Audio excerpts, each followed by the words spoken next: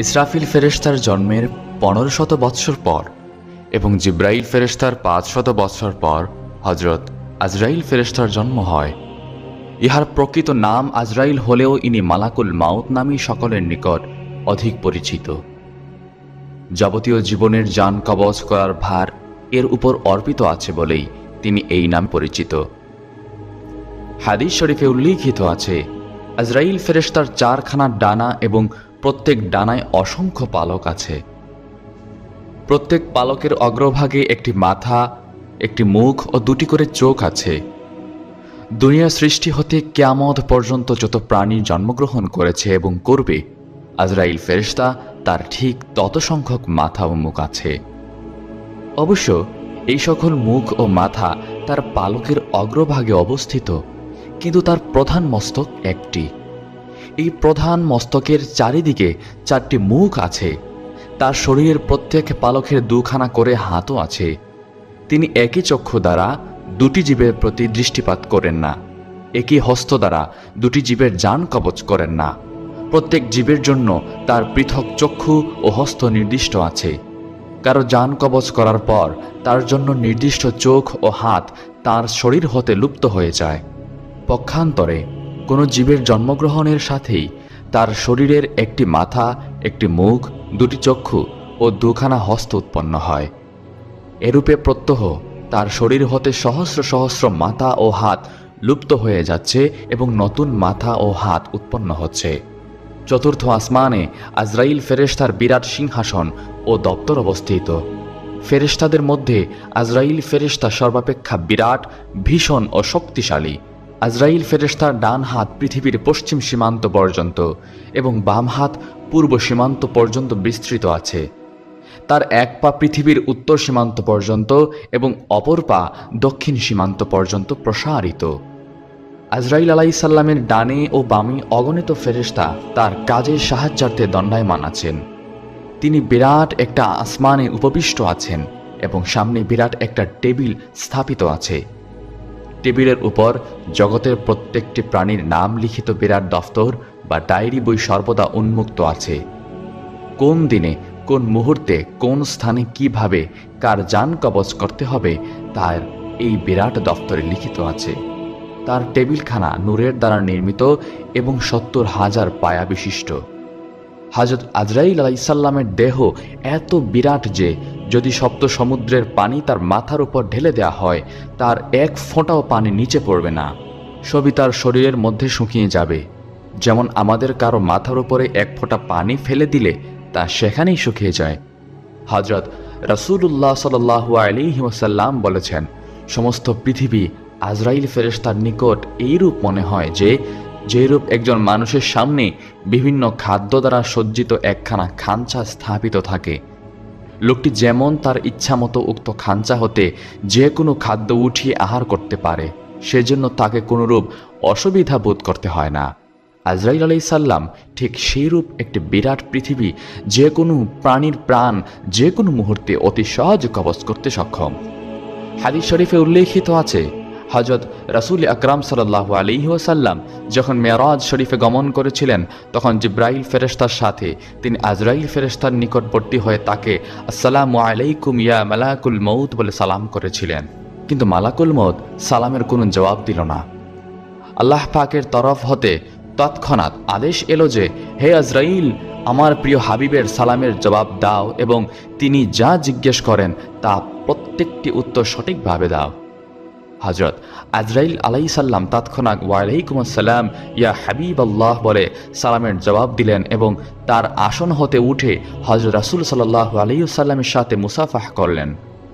তারপর অত্যন্ত সম্মানের সাথে তাকে নিজের নিকটে বসায় বললেন, ইয়া রাসূলুল্লাহ সাল্লাল্লাহু আলাইহি ওয়াসাল্লাম, আমার বেয়াদবি মাফ করবেন। আমার জীবনে আমি আজ পর্যন্ত কাহারও সালামের জবাব দেওয়ার মতো অবসর পাইনি। আজ যদি আল্লাহ তাআলা আমাকে আদেশ না করতেন, তবে আপনার সালামের জবাব দেওয়া আমার পক্ষে সম্ভব হতো না। আল্লাহ পাক আমার উপর এমন গুরুত্বপূর্ণ কাজের দায়িত্ব অর্পণ করেছেন যে একটি মুহূর্ত মাত্র আমার কাজ হতে অন্যমনস্ক হওয়া সম্ভব নয়। প্রতি মুহূর্তে আমাকে জিন, মানব, দৈত্য, দানব, পশুপক্ষী, কীট পতঙ্গ প্রভৃতি নিয়ে কোটি কোটি জীবের জান কবজ করতে হয়। অথচ তাহাদের জান কবজ করার জন্য নির্দিষ্ট সময়ের এক মুহূর্ত পূর্বে বা এক মুহূর্ত পরেও উহা করবার উপায় নেই আমার। আজ আমার শুভ আগমন উপলক্ষে আল্লাহ রাব্বুল আলামিনের আদেশে আমার দফতরের যাবতীয় কাজ বন্ধ রেখে আপনার সাথে কথা বলবার অবসর পেয়েছি। আমার জীবনে এই সর্বপ্রথম অবসর। হযরত রাসূল আকরাম সাল্লাল্লাহু আলাইহি ওয়াসাল্লাম জিজ্ঞেস করলেন, হে আজরাইল, আপনি কি রূপে জীবের জান কবজ করে থাকেন? হযরত আজরাইল আলাইহিস সালাম উত্তর করলেন, ইয়া রাসূলুল্লাহ সাল্লাল্লাহু আলাইহি ওয়াসাল্লাম, আমার সামনে এই যে বিরাট গাছটি দেখছেন, এর প্রত্যেকটি পাতার উপরে পৃথিবীর যাবতীয় প্রাণীর এক একজনের নাম লিখিত আছে। যখন কাহারও মৃত্যুর সময় নিকটবর্তী হয়, তখন মৃত্যুর 40 দিন পূর্বে তার নাম লিখিত পাতাটি জরদ রং ধারণ করে। অতঃপর মৃত্যুর দিন সেই পাতাটি আমার সম্মুখস্থে এই টেবিলের উপরে পতিত হয়। আমি তৎক্ষণাৎ আমার ডায়েরি বই খুলে সেই প্রাণীটি কোন মুহূর্তে, কোথায়, কিভাবে জান কবজ করতে হবে তা দেখে আমার সাহায্যকারী ফেরেশতাদের একজনকে পাঠিয়ে দেই তার জান কবজ করতে। আজরাইল আলাইহিস সালাম বললেন, রূহ যে কি জিনিস আমি তা সঠিকভাবে নিজেও অবগত নেই, তবে একমাত্র বলতে পারি যে কারো জান কবজ করার পর আমার হাতের তালুতে সামান্য একটু ভার অনুভব করি। হযরত রাসূল আকরাম সাল্লাল্লাহু আলাইহি ওয়াসাল্লাম আবার জিজ্ঞেস করলেন, আপনার মাথার চারদিকে 4টি মুখ হওয়ার কারণ কি? আজরাইল আলাইহিস সালাম উত্তরে বললেন, আমার সম্মুখে মুখটি নূরের দ্বারা প্রস্তুত, এর দ্বারা মুমিন বান্দাদের জান কবজ করার আদেশ প্রদান করে থাকে। ডান দিকের মুখটি আল্লাহর ক্রোধে দ্বারা প্রস্তুত, এর দ্বারা পাপীদের জান কবজ করার আদেশ প্রদান করে থাকে। বাম দিকের মুখটি আল্লাহর গজবের দ্বারা প্রস্তুত, এর দ্বারা মুনাফিকদের জান কবজ করার আদেশ দেই। আর পিছনের মুখটি দুজখের অগ্নি দ্বারা প্রস্তুত, এর দ্বারা কাফির ও মুশরিকদের জান কবজ করার আদেশ দেই। ইয়া রাসূলুল্লাহ সাল্লাল্লাহু আলাইহি ওয়াসাল্লাম, আপনার জন্য একটি শুভ সংবাদ এই যে, যেদিন আল্লাহ তাআলা আপনাকে এই কাজের ভার অর্পণ করেছেন, সেই দিনে আমাকে নির্দেশ দিয়েছেন যে উম্মতে মুহাম্মদের জান অত্যন্ত আসানের সহিত কবজ করবে। সন্তান যেমন মায়ের স্তন পান করতে করতে ঘুমিয়ে পড়ে, তখন তার মাথা তার মুখ হতে স্তনটি টেনে বের করে নেয়, অথচ সন্তান কিছুই বুঝতে পারে না, ঠিক সেইরূপভাবে যেন প্রত্যেক উম্মতে মুহাম্মদের জান কবজ করা হয়, তারা যেন মোটেই কষ্ট অনুভব না করে। হযরত রাসূল আকরাম সাল্লাল্লাহু আলাইহি ওয়াসাল্লামের কথা শুনে অত্যন্ত খুশি হয়ে আল্লাহ তাআলার শকর স্বরূপ দুটি সিজদা করলেন।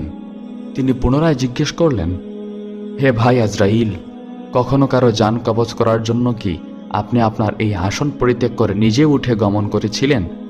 আজরাইল আলাইহিস সালাম উত্তরে বললেন, হ্যাঁ, আমাকে জীবনে সর্বমোট 3 বার এই আসন ত্যাগ করে নিজেকেই গমন করতে হয়েছিল। প্রথমবারে হযরত আদম আলাইহিস সালামের শরীর তৈরি করার জন্য মাটি আনতে, দ্বিতীয়বার হযরত আদম আলাইহিস সালামের জান কবজ করতে এবং তৃতীয়বার হযরত মুসা আলাইহিস সালামের জান কবজ করতে। হযরত নবী করিম সাল্লাল্লাহু আলাইহি ওয়াসাল্লাম আবার জিজ্ঞেস করলেন, হে ভাই আজরাইল, কোনো লোকের জান কবজ করার সময় কি আপনার প্রাণে ব্যথা অনুভব করেছিলেন? তিনি উত্তরে বললেন, হ্যাঁ, 2 জন লোকের জান কবজ করতে আমার প্রাণে অত্যন্ত ব্যথা লেগেছিল। তাদের মধ্যে একজন দুনিয়ার বিখ্যাত কাফের বাদশাহ সাদ্দাদ এবং অপরজন সাদ্দাদের মতো। অন্য একটি হাদিসে আছে, রাসূল আকরাম সাল্লাল্লাহু আলাইহি ওয়াসাল্লাম বলেছেন যে আল্লাহ তাআলা আরশের নিচে একটি বিরাট গাছ সৃষ্টি করেছেন। দুনিয়াতে যত সংখ্যক প্রাণী আছে, উক্ত গাছে তার সমান সংখ্যক পাতা আছে। যখন কারো পরমায়ু শেষ হতে মাত্র 40 দিন বাকি থাকে, তখন তার নামের পাতাটি মালাকুল মৌতের সম্মুখস্থ টেবিলের উপরে পড়ে যায়। মালাকুল মৌত তখনই তার ডায়েরি বই খুলে সেই ব্যক্তিকে ডায়েরির বই হতে মৃত বলে লিখে দেন। যদিও তার আরও 40 দিন পরমায়ু অবশিষ্ট থাকে, তথাপি সেই দিনই সে আকাশে মৃত্যু বলে ঘোষিত হয়। ঠিক তার 40 দিন পর সেই ব্যক্তি মৃত্যুমুখে পতিত হয়। রাসূল আকরাম সাল্লাল্লাহু আলাইহি ওয়াসাল্লাম বলেছেন, কোনো লোকের মৃত্যুর পর যখন তার পিতামাতা বা স্ত্রী, পুত্রকন্যা প্রভৃতি চিৎকার করে ক্রন্দন ও মাতম করতে থাকে, তখন মালাকুল মৌত অদৃশ্য থেকে তাকে সম্বোধন করে বলতে থাকেন, হে মাতমকারী, তুমি কার উপরে এত ক্রোধ ও অসন্তুষ্ট প্রকাশ করছো? যদি আল্লাহর প্রতি তুমি এরূপ ক্রোধ প্রকাশ করো, তবে তাতে তোমার কোনো লাভ নেই তো, বরং এই ক্রোধ ও অসন্তুষ্টি তোমাকে গুনাহগার করে আল্লাহর গজবের দিকে টেনে নিয়ে যাবে। আর যদি আমার উপর তুমি অসন্তুষ্ট হয়ে থাকো, তবে সেটাও তোমার নিতান্ত বোকামি, কারণ আমি নিজের ইচ্ছামতো কোনো কাজ করি না। আমার পালনকর্তার আদেশ প্রতিপালন করাই আমার একমাত্র কাজ। আমি সেই সর্বশক্তিমান আল্লাহর কসম করে বলছি, একমাত্র এই ব্যক্তির জন্য নির্দিষ্ট খাদ্যের একটি দানা বাকি থাকতে ইহাকে দুনিয়া হতে উঠিয়ে নেইনি, সুতরাং আমার প্রতি ক্রোধ করারও কোনো কারণ নেই। মৃত্যুর ফেরেশতা মালাকুল মউত, যার দায়িত্ব হচ্ছে মানুষের রূহ কবজ করা। আল্লাহ তাআলা যার মৃত্যু যেখানে সাব্যস্ত করেছেন সেখানেই হবে, এটাই আল্লাহর বিধান। মৃত্যু নিয়ে বিস্ময়কর একটি ঘটনা সংঘটিত হয়েছিল হযরত সুলাইমান আলাইহিস সালামের যুগে। সেই ঘটনায় মৃত্যুর ফেরেশতা বিস্ময়ে হতবাক হয়ে যান। হযরত সুলাইমান আলাইহিস সালাম নিজের এক মন্ত্রীর সঙ্গে কথাবার্তা বলছিলেন। এমন সময় খুব সুন্দর চেহারা ও দামি পোশাক পরিহিত এক ব্যক্তি সুলাইমান আলাইহিস সালামের মজলিসে প্রবেশ করল এবং সে কিছুক্ষণ বসার পর চলে গেল। তার যাওয়ার পরে মন্ত্রী সুলাইমান আলাইহিস সালামকে জিজ্ঞেস করলেন, হে আল্লাহর নবী, এই মাত্র আপনার কাছে যে লোকটি এসেছিল ওই ব্যক্তি কে? হযরত সুলাইমান আলাইহিস সালাম বললেন, আমার কাছে আসা ব্যক্তি ছিলেন মৃত্যুর ফেরেশতা মালাকুল মউত। এ কথা শুনে মন্ত্রীর চেহারা ফ্যাকাশে হয়ে গেল এবং সে কাঁপতে শুরু করল আর বলল যে, হে নবী হযরত, অনুগ্রহ করে আমার জন্য বাতাসকে হুকুম দিন, বাতাস যেন আমাকে হিন্দুস্তানে অর্থাৎ সেখান থেকে অনেক দূরে পৌঁছে দেয়, কারণ আমার জন্য এটি অসম্ভব যে যেখানে মৃত্যুর ফেরেশতা বসে আছে সেখানে আমি বসে থাকি। এটা আমার পক্ষে একেবারে অসম্ভব। হযরত সুলাইমান আলাইহিস সালাম মন্ত্রীর আবেদন মঞ্জুর করলেন। মন্ত্রীকে দীর্ঘ দূরত্বে হিন্দুস্তান পৌঁছে দেওয়ার জন্য বাতাসকে নির্দেশ দিলেন। বাতাস পয়গাম্বরের নির্দেশ পালনে তাকে নির্ধারিত গন্তব্যে পৌঁছে দেন। মন্ত্রী সেখান থেকে হিন্দুস্তান চলে যাওয়ার পর মালাকুল মউত আবার উপস্থিত হল। তিনি হযরত সুলাইমান আলাইহিস সালামকে জিজ্ঞাসা করলেন, আপনার মন্ত্রী কোথায়?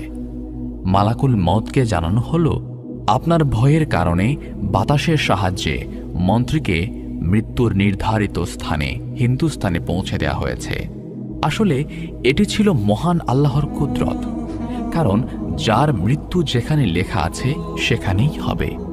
কিছুক্ষণ আগে যখন আপনার মজলিসে এসে ওই মন্ত্রীকে দেখলাম তখন আমি আশ্চর্য হয়েছিলাম, কারণ আল্লাহ তাআলা আমাকে হিন্দুস্তান গিয়ে ওই ব্যক্তির রূহ কবজ করার নির্দেশ দিয়েছিলেন, অথচ আপনার এখানে এসে দেখি সে কিনা আপনার মজলিসে বসা।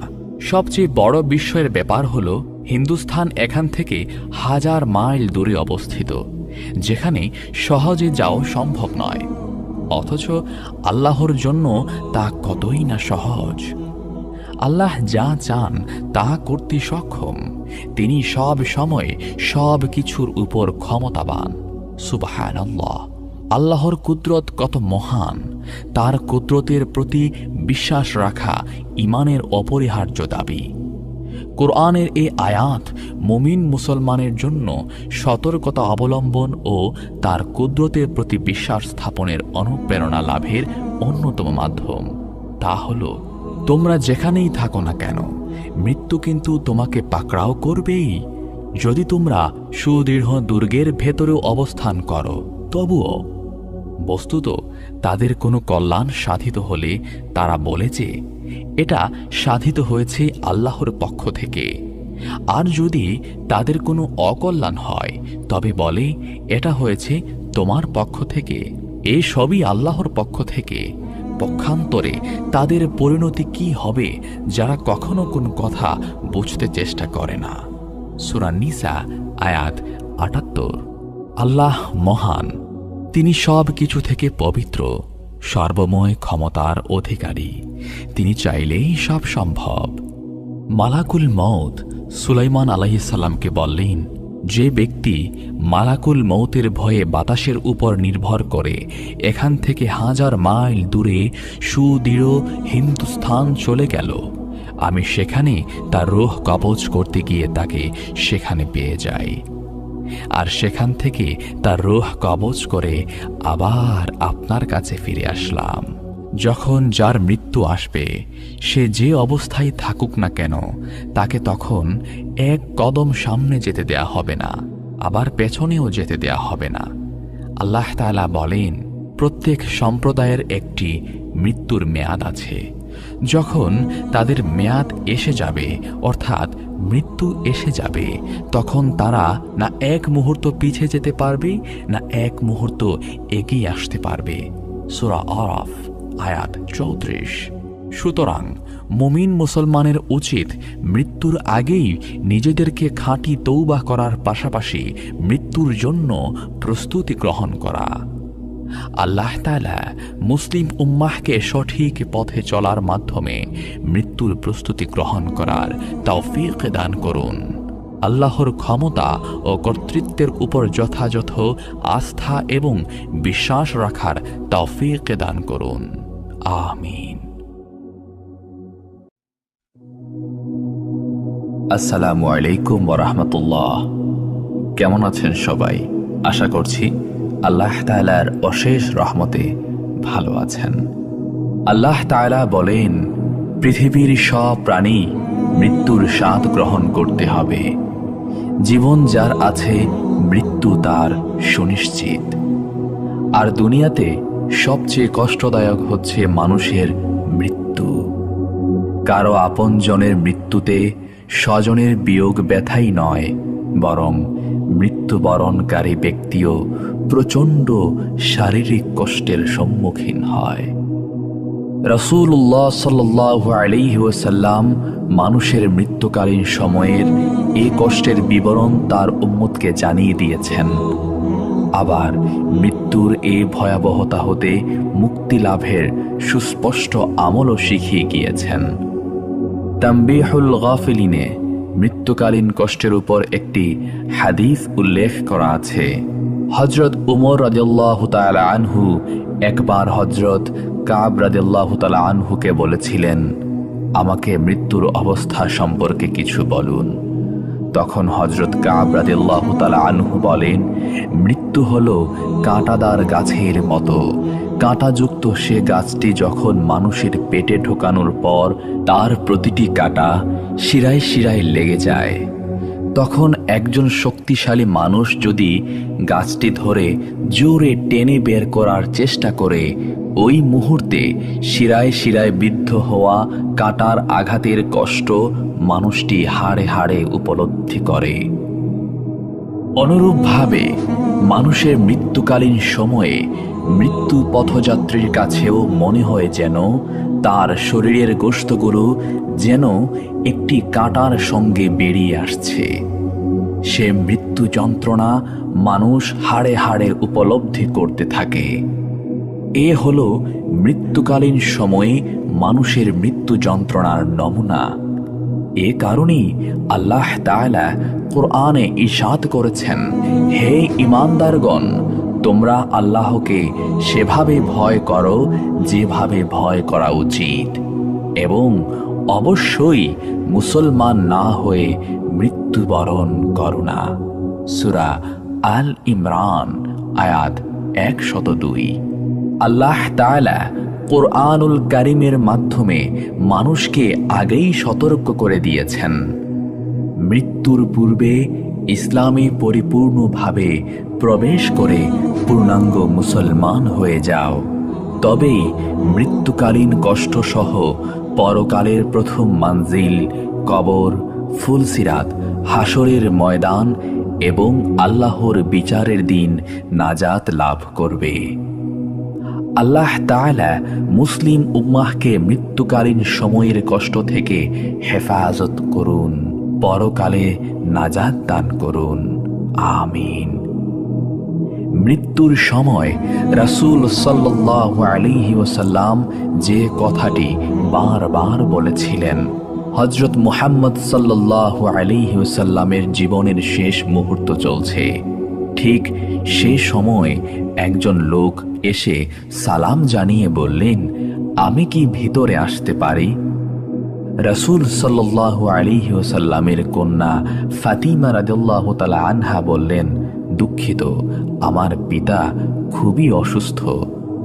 এ কথা বলে ফাতিমা রাদিয়াল্লাহু তাআলা আনহা দরজা বন্ধ করে রাসূল সাল্লাল্লাহু আলাইহি ওয়াসাল্লামের কাছে গেলেন।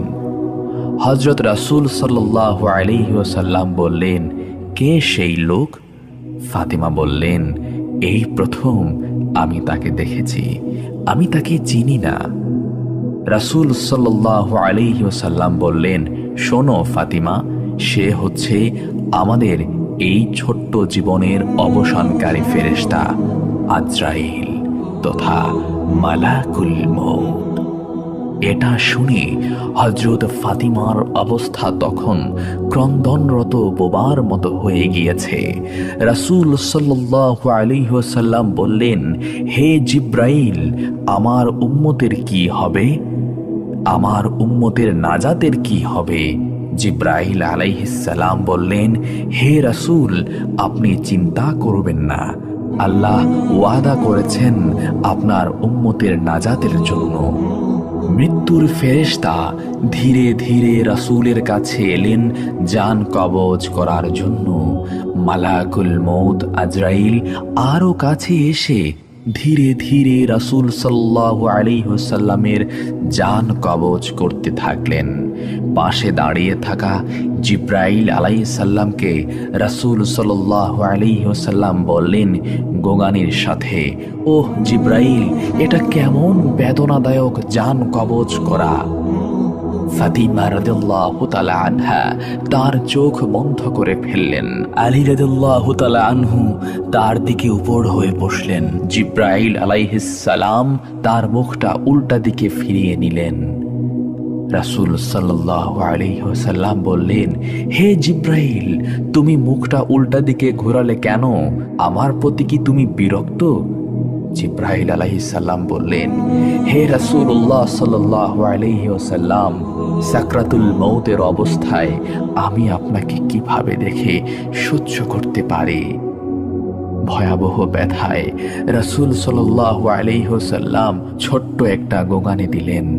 রাসূলুল্লাহ বললেন, হে আল্লাহ, সাকরাতুল মউত জান কবজের সময় যতই ভয়াবহ হোক সমস্যা নেই, আমাকে সকল ব্যথা দাও, আমি বরণ করে নেব, কিন্তু আমার উম্মতকে ব্যথা দিও না।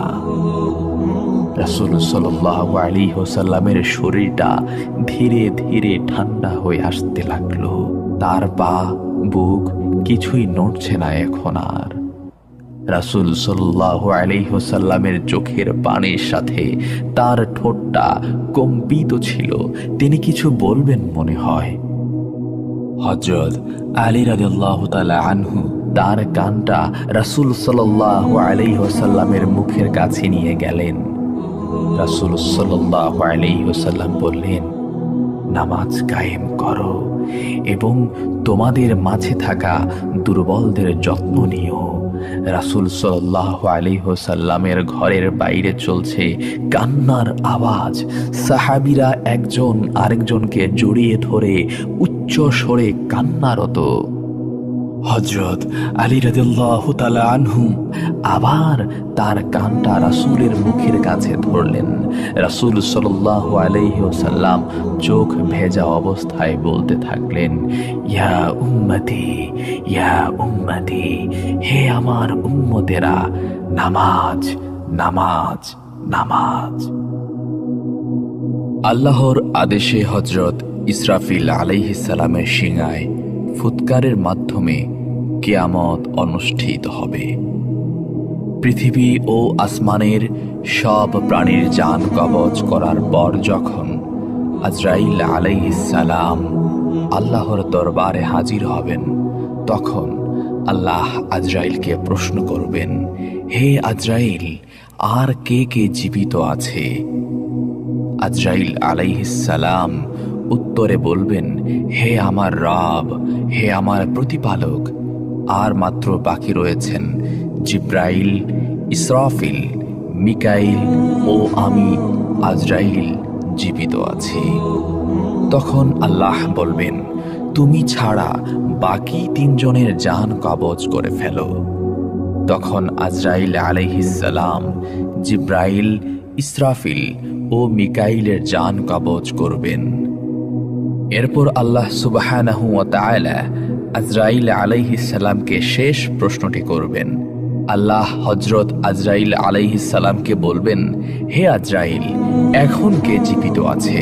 তখন আজরাইল আলাইহিস সালাম বলবেন, হে আল্লাহ, এখন তোমার সামনে আমি আজরাইল দাঁড়িয়ে আছি, আর কেউ নেই। আল্লাহ বলবেন, মুত ইয়া মালাকুল মৌত, মরে যা হে মৃত্যুর ফেরেশতা, তুইও মরে যা। তখন আজরাইল আলাইহিস সালাম নিজের জান নিজেই কবজ করবেন, আজরাইলও মরে যাবে।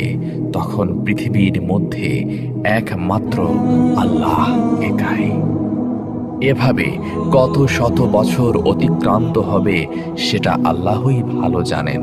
কেয়ামতের পর হাসরের মাঠে যখন বিচারক আল্লাহ পৃথিবীর সব বিচারক, উকিল, মুক্তার, রাজা বাদশাহ, স্বৈরাচার, জুলুমবাজ, শাসক তখন তার সামনে আসামির মতো উপস্থিত হবে।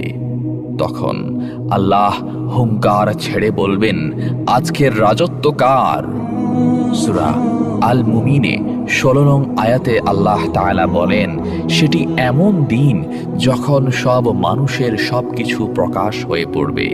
আল্লাহর কাছে তাদের কোনো কথাই গোপন থাকবে না।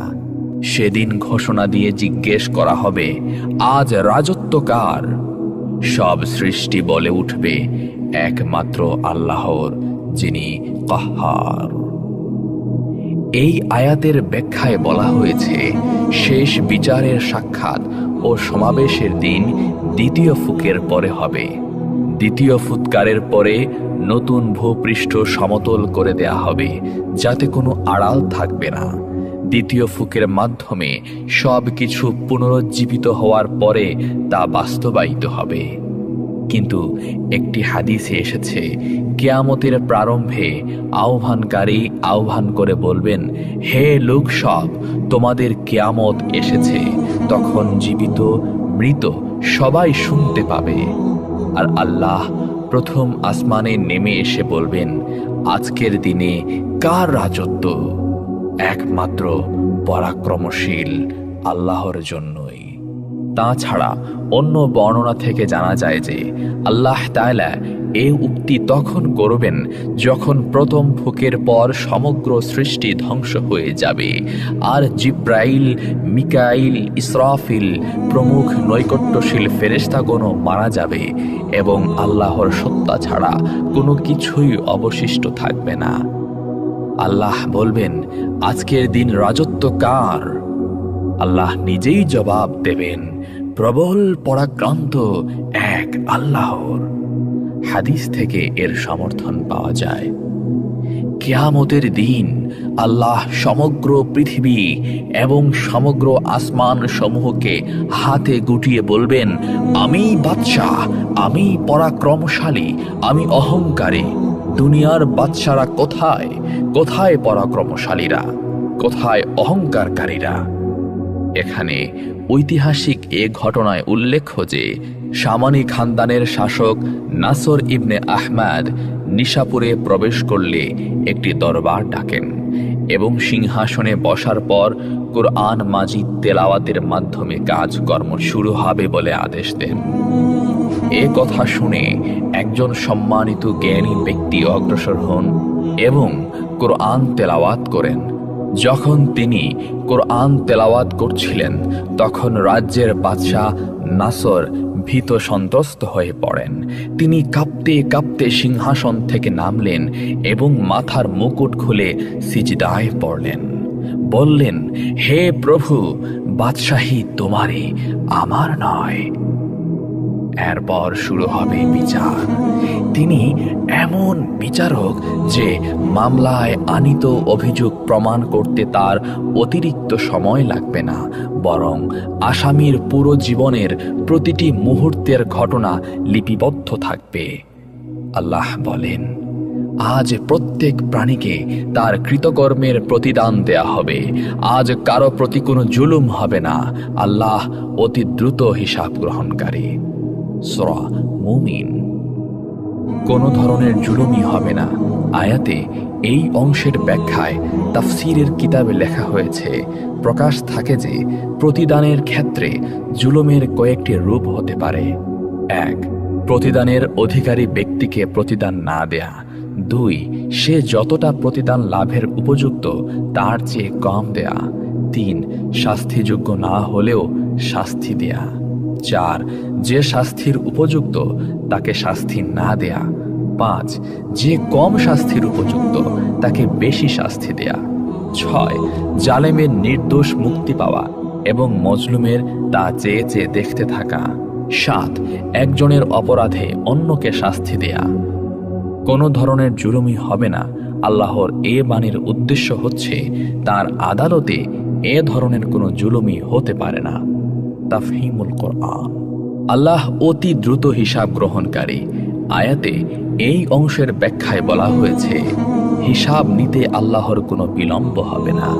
যেভাবে তিনি গোটা বিশ্ব জাহানের সব সৃষ্টিকে রিজিক দান করেছেন এবং কাউকে রিজিক পৌঁছানোর ব্যবস্থাপনায় এমন ব্যস্ত নন যে অন্যদের রিজিক দেওয়ার অবকাশই তিনি পান না, যেভাবে তিনি গোটা বিশ্ব জাহানের প্রতিটি জিনিসের প্রতি দৃষ্টিপাত করেছেন, সব শব্দ শুনেছেন, প্রতিটি ক্ষুদ্র থেকে ক্ষুদ্রতর এবং বৃহৎ থেকে বৃহত্তর ব্যাপারে ব্যবস্থাপনাও তিনি করেছেন। এমন কোনো জিনিস এমনভাবে তার মনোযোগ আকর্ষণ করতে পারে না যে ঠিক সে মুহূর্তে তিনি আর সব বস্তুর প্রতি মনোযোগ দিতে পারেন না। তেমনি তিনি প্রত্যেক ব্যক্তির হিসাব গ্রহণ করবেন এবং একটি বিচার্য বিষয়ে শুনানিতে তিনি কখনো এতটা ব্যস্ত হয়ে পড়বেন না যে সে সময়ে অন্য সংখ্যক মোকদ্দমার শুনানি করতে পারবেন না। তাছাড়া তার আদালতে এ কারণেও কোনো বিলম্ব হবে না যে মোকদ্দমার পটভূমি ও ঘটনাবলীর বিচার বিশ্লেষণ এবং তার সাক্ষ্য প্রমাণ সংগ্রহ কঠিন হবে। আদালতের বিচারক নিজেই সরাসরি বাস্তব অবস্থা সম্পর্কে ওয়াকিফহাল করে থাকবেন। মোকদ্দমার বাদী বিবাদী উভয় পক্ষের সব কিছুই তার জানা থাকবে। সমস্ত ঘটনার খুঁটিনাটি সব দিক পর্যন্ত অনস্বীকার্য সাক্ষ্য প্রমাণ সহ অবিলম্বে সবিস্তার পেশ করা হবে। তাই সব মোকদ্দমার ফয়সালা ঝটপট হয়ে যাবে। আসসালামু আলাইকুম ওয়া রাহমাতুল্লাহ। প্রিয় শ্রোতা বন্ধুরা, কেমন আছেন? আশা করছি আল্লাহ তাআলার অশেষ রহমতে সবাই ভালো আছেন। এক আগন্তুক ব্যক্তি 3 দিন পর্যন্ত হযরত ইদ্রিস আলাইহিস সালামের সাহচর্যে থাকলেন। তার আচরণ লক্ষ্য করে হযরত ইদ্রিস আলাইহিস সালামের মনে সন্দেহের উদ্রেক হল যে এ ব্যক্তি নিশ্চয় কোনো মানুষ নয়। অতএব তিনি বললেন, আল্লাহর কসম, আপনি আপনার প্রকৃত পরিচয়টা বলুন। আগন্তুক বলল, আমি কোনো মানুষ নয়, আমি একজন ফেরেশতা। আমার নাম মালাকুল মউত তথা আজরাইল। হযরত ইদ্রিস আলাইহিস সালাম বললেন, আপনি কি দুনিয়ার যাবতীয় প্রাণীর জান কবজ করিয়া থাকেন? মালাকুল মউত বলল, হ্যাঁ। হযরত ইদ্রিস আলাইহিস সালাম বললেন, তবে মনে হয় আপনি আমার জান কবজ করতেই এসেছেন এখানে। মালাকুল মউত বলল, না, আমি জান কবজ করতে এখানে আসিনি। আপনার সাথে ভ্রাতৃত্ব স্থাপন করতে এসেছি। আমার একান্ত বাসনা আপনিও আমার এ প্রস্তাবে রাজি হবেন। হযরত ইদ্রিস আলাইহিস সালাম বললেন, আমি আপনার সাথে এক শর্তে ভ্রাতৃত্ব স্থাপন করতে রাজি। যদি আপনি আমাকে একবার মৃত্যুর অবস্থানটা উপভোগ করান, যদি আপনি আমাকে এখনই একবার মৃত্যুর অবস্থানটা উপভোগ করান, তাহলে আমার অনেক উপকার হতো। মৃত্যুর ভয়ে আমি বেশি করে আল্লাহর ইবাদত করতে পারতাম। মালাকুল মউত বললেন, আল্লাহর অনুমতি ছাড়া আমি এ কাজ করতে পারি না। আল্লাহ এখনো আপনার জান কবজ করার হুকুম আমাকে দেননি। হযরত ইদ্রিস আলাইহিস সালাম বললেন, আপনি আল্লাহর নিকট হতে অনুমতি চেয়ে নিন। মালাকুল মউত আল্লাহর নিকট অনুমতি প্রার্থনা করলে আল্লাহ তাকে অনুমতি দেন। অনুমতি পেয়ে মালাকুল মউত হযরত ইদ্রিস আলাইহিস সালামের জান কবজ করলেন। জান কবজ করার পর মালাকুল মৌত তথা আজরাইল আলাইহিস সালাম পুনরায় আল্লাহর কাছে প্রার্থনা করলেন হযরত ইদ্রিস আলাইহিস সালামের জান ফিরিয়ে দেওয়ার জন্য। আল্লাহ তার প্রার্থনা কবুল করলেন। অতঃপর ফেরেশতা আজরাইল আলাইহিস সালাম হযরত ইদ্রিস আলাইহিস সালামকে জিজ্ঞাসা করলেন, ভাই ইদ্রিস, জান কবজ করার সময় আপনার কি রূপ লেগেছিল? হযরত ইদ্রিস আলাইহিস সালাম বললেন, কোনো জীবিত প্রাণীর শরীরের চামড়া মাথা হতে পা পর্যন্ত খসে খসে তুলে ফেললে প্রাণীটির যেরূপ কষ্ট হয় আমারও সেরূপ কষ্ট হয়েছে। মালাকুল মৌত বললেন, ভাই ইদ্রিস, আমি আজ পর্যন্ত যত জান কবজ করেছি এত সহজে কারো জান কবজ করিনি। হযরত ইদ্রিস আলাইহিস সালাম হযরত আজরাইল আলাইহিস সালামকে বললেন, আমার মনে দোজখ দেখার খুব স্বাদ জেগেছে। যদি আপনি আমাকে দোজখ দেখাতেন তবে আমি দোজখের ভয়ে ইবাদত বন্দেগীতে আরও বেশি মনোযোগী হতে পারতাম। মালাকুল মৌত তাকে দোজখ দেখাতে দোজখের দরজায় নিয়ে গেলেন। তিনি দোজখ দেখার পর বললেন, ভাই আজরাইল আলাইহিস সালাম, আমার মনে বেহেশত দেখার বড়ই স্বাদ জেগেছে। যদি আপনি আমার এই স্বাদটি পূরণ করতেন তাহলে আপনার প্রতি চিরকৃতজ্ঞ থাকতাম। মালাকুল মৌত বললেন, যদি আপনি আমাকে কথা দেন যে বেহেশত দেখেই আপনি আমার নিকট ফিরে আসবেন তাহলে আমি আপনাকে বেহেশত দেখাতে পারি। হযরত ইদ্রিস আলাইহিস সালাম তাতে রাজি হলে মালাকুল মৌত তাকে বেহেশত দেখাতে নিয়ে গেলেন। বেহেশতের দরজায় আসলে হযরত ইদ্রিস আলাইহিস সালাম তার পায়ের জুতা খুলে বেহেশতে প্রবেশ করলেন। তিনি কিছু সময় বেহেশতে ঘোরাফেরা করলেন। এরপর তিনি মালাকুল মৌতের কাছে ফিরে এসে নিজের প্রতিশ্রুতি রক্ষা করলেন। পরক্ষণেই তিনি এক দৌড়ে আবার বেহেশতে ঢুকে গেলেন। মালাকুল মৌত তাকে ডেকে বলল, ভাই ইদ্রিস, আপনি আবার বেহেশতে ঢুকলেন কেন? তাড়াতাড়ি বেরিয়ে আসুন, আমি আপনাকে আবার পৃথিবীতে পৌঁছে দেব। হযরত ইদ্রিস আলাইহিস সালাম বেহেশতের ভেতর থেকে জবাব দিলেন, ভাই আজরাইল, আল্লাহ তাআলা এরশাদ করেছেন প্রত্যেক প্রাণী একবার মৃত্যুর স্বাদ গ্রহণ করবে এবং একবার দোজখ না দেখে বেহেশতে যেতে পারবে না। আমি তো একবার মৃত্যুর স্বাদ গ্রহণ করলাম এবং দোজখও দেখলাম, তারপর বেহেশত হতে বের হয়ে আপনাকে দেয়া প্রতিশ্রুতিও রক্ষা করলাম। অতএব আমি আর বেহেশত হতে বের হব না, আপনি আপনার কাজে চলে যেতে পারেন।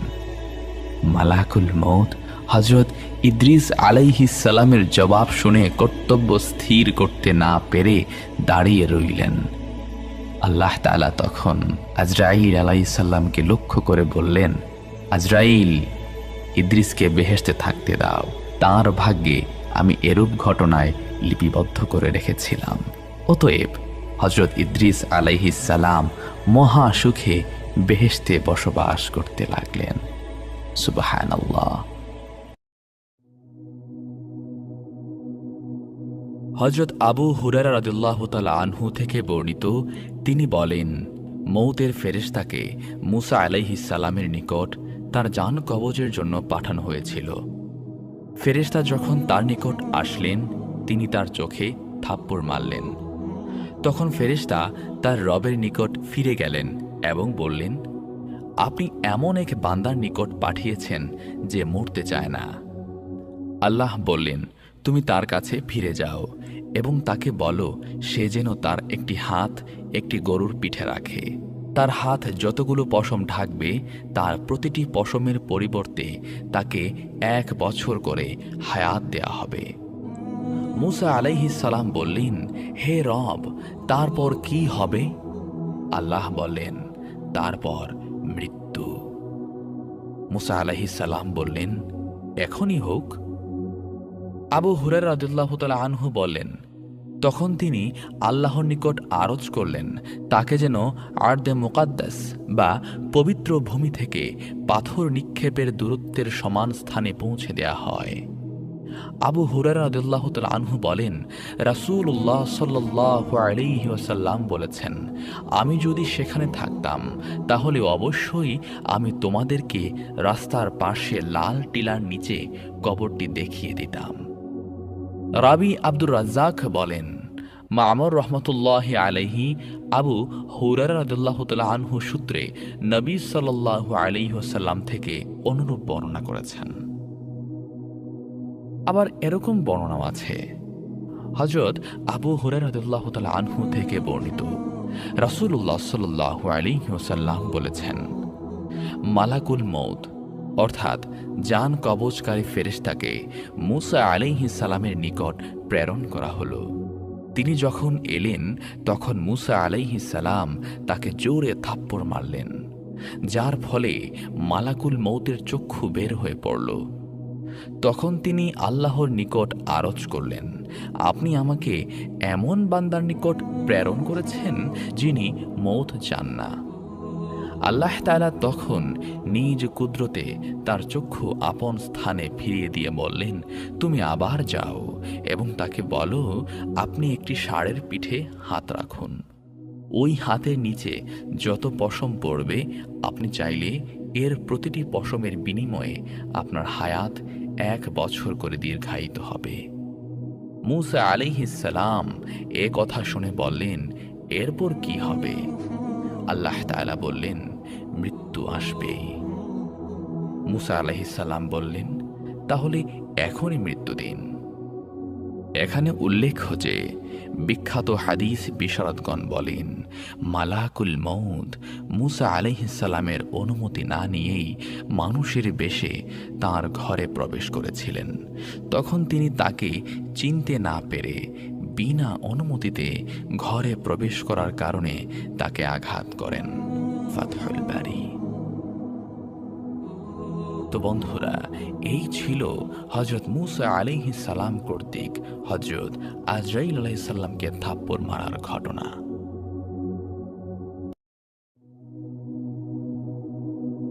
আসসালামু আলাইকুম ওয়া রাহমাতুল্লাহ।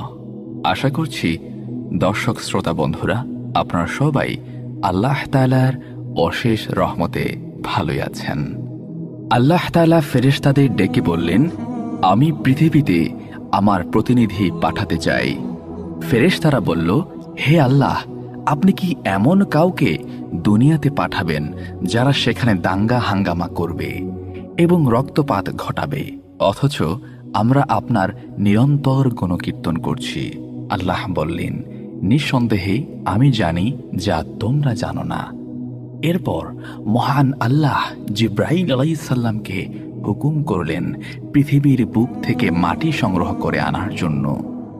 জিব্রাইল আলাইহিস সালাম আসমান থেকে ধরায় নামলেন, মাটিকে বললেন, মহান আল্লাহ পৃথিবীতে তার প্রতিনিধি পাঠাবেন আর তাকে সৃষ্টি করবেন মাটি দিয়ে।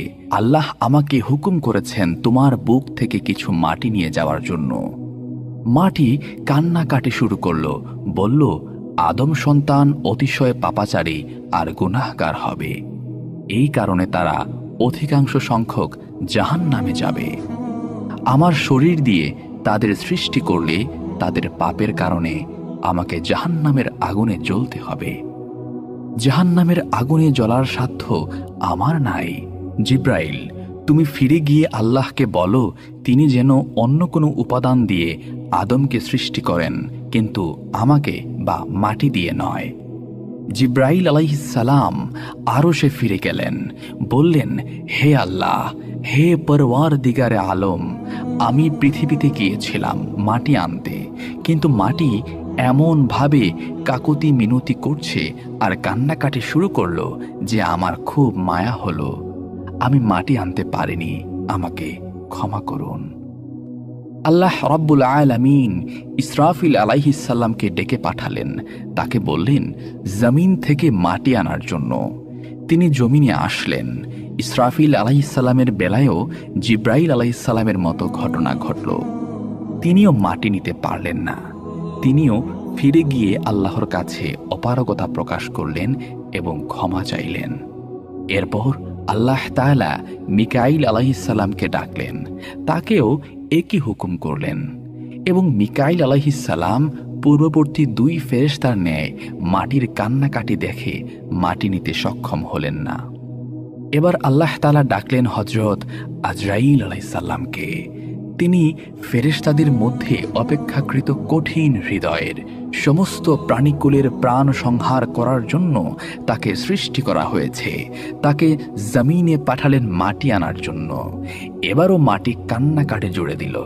আজরাইল আলাইহিসসালাম বললেন, হে জমিন, তুমি এবং আমি দুজনই আল্লাহর সৃষ্টি, অতএব তোমার কাকুতি মিনতির চেয়ে আল্লাহর হুকুম পালন করা আমার জন্য গুরুত্বপূর্ণ। তিনি মাটির কান্নায় কর্ণপাত করলেন না। এক খামছি মাটি তুলে নিলেন তার হাতে এবং ফিরে এলেন আল্লাহর আরশে। আজরাইল আলাইহিসসালাম যে এক খামছি মাটি জমিন থেকে সংগ্রহ করে এনেছিলেন তা ছিল অত্যন্ত এঁটেল। তাই আল্লাহ মেঘ মালাকে নির্দেশ দিলেন এই এঁটেল মাটির উপর 40 বছর বৃষ্টি বর্ষণ করার জন্য। 40 বছর বৃষ্টিতে ভেজার পর এঁটেল মাটি হয়ে গেল কাদা মাটি। কোনো মুফাসসির তাফসির গ্রন্থে উল্লেখ করেছেন, আজরাইল আলাইহিসসালাম এর এই এক খামছি মাটির ওজন ছিল 40 মণ। 40 মণ এঁটেল মাটি 40 বছর বৃষ্টিতে ভিজে কাদা মাটিতে পরিণত হলে এই কাদা মাটি দিয়ে মহান আল্লাহ তাআলা আদম আলাইহিসসালামের 60 হাত লম্বা আকৃতি বিশিষ্ট একটি দেহ তৈরি করলেন। তারপর সূর্যকে নির্দেশ দিলেন আদম আলাইহিসসালামের কাদামাটি তার দেহে 40 বছর কিরণ দেওয়ার জন্যে। সূর্য 40 বছর আদম আলাইহিসসালামের দেহে কিরণ দেওয়ার পর বা আলো দেওয়ার পর তা পরিণত হল ঠনঠনে মাটিতে। পবিত্র কুরআনে যার উল্লেখ করে আল্লাহ তাআলা বলেছেন, আমি আদমকে সৃষ্টি করেছি শক্ত মাটি দ্বারা। আদম আলাইহিসসালামের দেহ শক্ত অবস্থায় পড়ে থাকলো আরও 40 বছর। এরপর আদম আলাইহিসসালামের মাটির তৈরি দেহে রূহ ফুঁকে দিলেন আল্লাহ তাআলা। আদম আলাইহিসসালাম নড়ে চড়ে উঠে বসলেন। তারপর হাঁচি দিয়ে বললেন, আলহামদুলিল্লাহ, সকল প্রশংসা আল্লাহর। ফেরেশতারা অবাক হলো, এমন সুন্দর বাক্য তারা এর আগে কখনো শুনেনি। আল্লাহ যেদিন আদম আলাইহিসসালামের শরীরে রূহ ফুঁকে দিলেন সেদিনটি ছিল শুক্রবার। আল্লাহ তাআলা কিছু বস্ত্র সামগ্রী ফেরেশতাদের সামনে রেখে বললেন, তোমরা আমাকে এগুলোর নাম বলে দাও যদি তোমরা সত্য হয়ে থাকো। ফেরেশতারা বলল, হে আল্লাহ, তুমি মহান, আমরা কিছুই জানি না, তবে তুমি যা শিখিয়েছ সেগুলো ছাড়া। নিশ্চয় তুমি প্রকৃত জ্ঞান সম্পন্ন হিকমতওয়ালা। ফেরেশতারা বস্তুগুলোর নাম বলতে পারলেন না। আল্লাহ তাআলা হযরত আদম আলাইহিসসালামকে বললেন, ফেরেশতাদেরকে বস্ত্রগুলোর নাম বলতে দাও। আদম আলাইহিসসালাম সেগুলোর নাম বলে দিলেন। আল্লাহ তাআলা ফেরেশতাদেরকে উদ্দেশ্য করে বললেন, আমি কি বলি নাই যে আসমান ও জমিনের মধ্যবর্তী সব গোপন বিষয় সম্পর্কে আমি অবগত আছি? আল্লাহ ফেরেশতাদেরকে নির্দেশ দিলেন আদম আলাইহিসসালামকে সেজদা করার জন্য। সকল ফেরেশতা আদম আলাইহিসসালামকে সেজদা করল, কিন্তু ইবলিস সেজদা করল না। ফলে সে কাফের ও বিতাড়িত হয়ে গেল, আর সে চিরদিনের জন্য আদম জাতির শত্রু হয়ে গেল। হযরত আদম আলাইহিসসালাম জান্নাতের মধ্যে বিচরণ করতে থাকলেন। একদিন ঘুম থেকে উঠে দেখলেন তার পাশে অপূর্ব সুন্দরী এক নারী শুয়ে আছে। তিনি জানতে চাইলেন, হে আল্লাহ, কে এই নারী? আল্লাহ বললেন, তোমার স্ত্রী হাওয়া। তোমরা জান্নাতের মধ্যে যেখানে ইচ্ছা বিচরণ করো, যা ইচ্ছা করে সব খাও, শুধু ওই গাছটার ধারে কাছেও যেও না এবং ওই গাছের ফল ভক্ষণ করো না, অন্যথায় তোমরা জালিমদের অন্তর্ভুক্ত হয়ে যাবে। আর মনে রেখো, শয়তান তোমাদের প্রকাশ্য শত্রু। আদম আলাইহিসসালাম এবং হাওয়া আলাইহিস সালাম জান্নাতে সুখে স্বাচ্ছন্দ্যে বিচরণ করছিলেন, আর ইবলিস যে আদমকে সেজদা না করার জন্য বিতাড়িত হয়েছে, সেই আদমকে পথভ্রষ্ট করার জন্য সে কৌশল খুঁজছিল। একদিন সে অতিশয় বৃদ্ধের আকৃতি ধারণ করে এসে আদম আলাইহিস সালাম এবং হাওয়া আলাইহিস সালামকে ধোঁকা দিল। সে তাদের উভয়কে বলল, এই গাছটার ফল অত্যন্ত উপকারী। তোমরা যদি এই ফল খাও তাহলে তোমরা চিরস্থায়ীভাবে জান্নাতে থাকতে পারবে, তোমাদের মর্যাদা আরও বৃদ্ধি হবে। হযরত আদম আলাইহিস সালাম আল্লাহর দেয়া সতর্ক বার্তা বেমালুম ভুলে গেলেন। ইবলিসকে ফেরেশতা মনে করে তারা উভয়ে তার কথা বিশ্বাস করে ওই গাছের ফল ভক্ষণ করলেন। সঙ্গে সঙ্গে তাদের শরীর থেকে জান্নাতি পোশাক খুলে পড়ে গেল। তারা গাছের পাতা দিয়ে নিজের শরীর ঢাকার চেষ্টা করলেন। আওয়াজ আসলো, হে আদম, আমি কি তোমাকে সতর্ক করিনি যে ওই গাছের ধারে কাছেও যেও না? আমি কি বলিনি যে শয়তান তোমাদের প্রকাশ্য শত্রু? আদম আলাইহিস সালাম বুঝতে পারলেন তিনি শয়তানের ধোঁকায় পড়ে আল্লাহর হুকুম অমান্য করেছেন। তাই তিনি সেজদায় লুটিয়ে পড়লেন এবং আল্লাহর কাছে ক্ষমা প্রার্থনা করলেন। আল্লাহ বললেন, তোমরা নিষিদ্ধ গাছের ফল খেয়ে সীমালঙ্ঘন করেছ, তোমরা জান্নাতে থাকার অধিকার হারিয়েছ। তোমরা পৃথিবীতে নেমে যাও, সেখানে তোমাদের কিছু কাল অবস্থান করতে হবে। আর আমার পক্ষ থেকে যদি কোনো হুকুম পৌঁছে, তবে যে ব্যক্তি আমার হুকুম মেনে চলবে তাকে না শয়তান ধোঁকা দিতে পারবে, না তাদের কোনো ভয় ভীতি থাকবে। হযরত আদম আলাইহিস সালাম এবং হাওয়া আলাইহিস সালামকে নামিয়ে দেয়া হলো পৃথিবীতে। হযরত আদম আলাইহিস সালামকে নামানো হলো বর্তমান শ্রীলঙ্কার কলম্বো থেকে অনতি দূরে একটি পাহাড়ে, যেটি অ্যাডামস পিক নামে পরিচিত, যেখানে আকৃতিতে অনেক বড় এবং বহু পুরনো একটি পায়ের ছাপ রয়েছে। ঐতিহাসিকগণ বিভিন্নভাবে প্রমাণ করার চেষ্টা করেছেন যে এইটাই আমাদের আদি পিতা হযরত আদম আলাইহিস সালামের ফুটপ্রিন্ট। হযরত হাওয়া আলাইহিস সালামকে নামানো হয়েছিল সৌদি আরবের জেদ্দায়। হযরত আদম আলাইহিস সালাম এবং হাওয়া আলাইহিস সালামকে যেদিন জান্নাত থেকে পৃথিবীতে নামিয়ে দেওয়া হয়, সে দিনটি ছিল শুক্রবার। জনমানবহীন পৃথিবীতে দুটি মাত্র মানুষ দুজনকে খুঁজতে লাগলেন, আর ইতিপূর্বে জান্নাতে তাদের কৃত ভুলের জন্য আল্লাহর কাছে ক্ষমা প্রার্থনা করতে থাকলেন। বর্ণিত আছে, হযরত আদম আলাইহিস সালাম তার কৃত ভুলের জন্য একাধারে 350 বছর আল্লাহর কাছে কান্নাকাটি করেছেন। আরও বর্ণিত আছে, হযরত আদম আলাইহিস সালাম আল্লাহর কাছে ক্ষমা প্রার্থনাকালে যে পরিমাণ অশ্রু ঝরিয়েছেন, কিয়ামত পর্যন্ত আগত সমস্ত মানুষের চোখের পানি একত্র করলেও তার সমমান হবে না। সুবহানাল্লাহ। অবশেষে মহান আল্লাহ তাআলা হযরত আদম আলাইহিস সালামের প্রতি করুণার ভরে লক্ষ্য করলেন। বললেন, হে আদম, আমি কিছু বাক্য শিখিয়ে দিব। সেসব বাক্যের মাধ্যমে প্রার্থনা করলে আমি তোমাকে ক্ষমা করে দেব। আল্লাহ তাআলা আদম আলাইহিস সালামকে শিখিয়ে দিলেন, বলো, রব্বানা যালামনা আনফুসানা ওয়া ইল্লাম তাগফির লানা ওয়া তারহামনা লানাকুনান্না মিনাল খাসিরিন।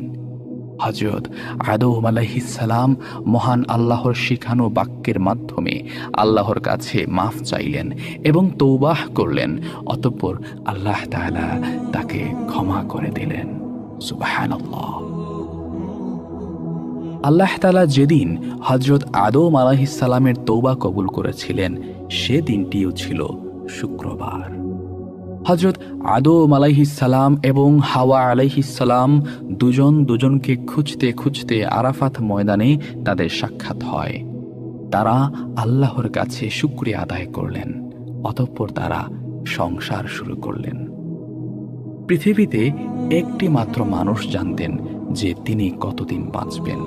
হযরত আদম আলাইহিস সালামকে আল্লাহ বলে দিয়েছিলেন, তুমি পৃথিবীতে 1000 বছর বাঁচবে। এ ব্যাপারে হাদিসে একটি মজার ঘটনা উল্লেখ আছে। জান্নাতের মধ্যে একবার আদম আলাইহিসসালামের সামনে কিছু রূহকে হাজির করা হলো। হযরত আদম আলাইহিসসালাম জানতে চাইলেন, ইয়া আল্লাহ, এরা কারা? আল্লাহ বললেন, এরা তোমার সন্তান, যারা তোমার পরে পৃথিবীতে আসবে। আদম আলাইহিসসালাম বললেন, ওই যে রূহটা দেখা যায় ও কে? আল্লাহ তাআলা বললেন, ও তোমার সন্তান দাউদ, সেও নবী হয়ে পৃথিবীতে আসবে। আদম আলাইহিসসালাম বললেন, দাউদ কতদিন পৃথিবীতে বাঁচবে? আল্লাহ তাআলা বললেন, 40 বছর। আদম আলাইহিসসালাম আল্লাহকে জিজ্ঞেস করলেন, হে আল্লাহ, আমি কতদিন বাঁচব? আল্লাহ তাআলা বললেন, 1000 বছর। আদম আলাইহিসসালাম আল্লাহ তাআলাকে জিজ্ঞেস করলেন, হে আল্লাহ, আমি 1000 বছর বাঁচব, আর আমার সন্তান দাউদ মাত্র 40 বছর বাঁচবে। আপনি দাউদের হায়াত কিছু বাড়িয়ে দিন। আল্লাহ তাআলা বললেন, তা কি করে হয়? এটা তো নির্দিষ্ট হয়ে গেছে। আদম আলাইহিসসালাম আল্লাহ তাআলাকে বললেন, হে আল্লাহ, আমার 1000 বছর হায়াত থেকে 60 বছর আয়ু কমিয়ে দাউদকে দিয়ে দেন। আল্লাহ তাআলা আদম আলাইহিসসালামের সুপারিশ কবুল করলেন।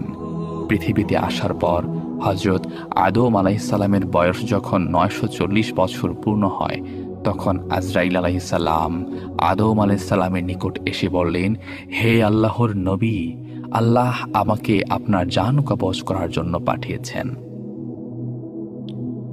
আদম আলাইহিসসালাম বললেন, কেন? আমি তো 1000 বছর বাঁচব, এখনো আমার হায়াত 60 বছর বাকি আছে। আজরাইল আলাইহিসসালাম বললেন, আপনি জান্নাতে থাকাকালীন সময়ের কথা মনে করুন। আপনি আপনার হায়াত থেকে 60 বছর আপনার সন্তান দাউদকে দান করেছেন।